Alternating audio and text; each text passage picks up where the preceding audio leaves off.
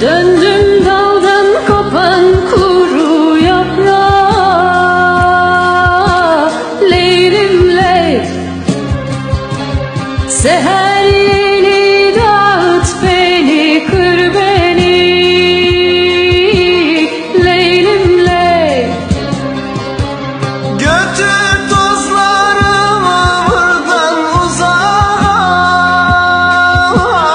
Leylim ley. Yarın çıplak ayağına sür beni, Leylim ley. Leylim ley, Leylim ley. Leylim ley, Leylim ley.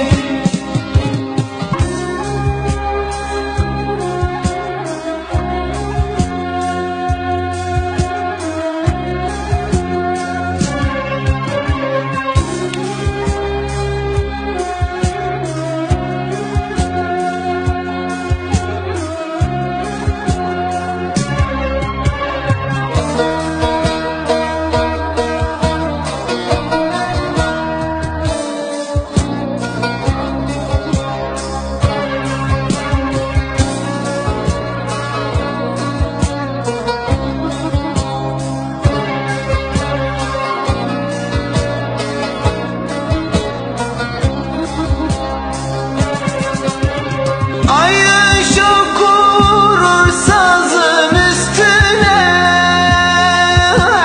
Leylim ley. Söz söyleyen yoktur sözüm üstüne, Leylim ley. Gel hilal taşkın dizim üstüne, Leylim ley. Ay bir yandan sen bir yandan sar beni,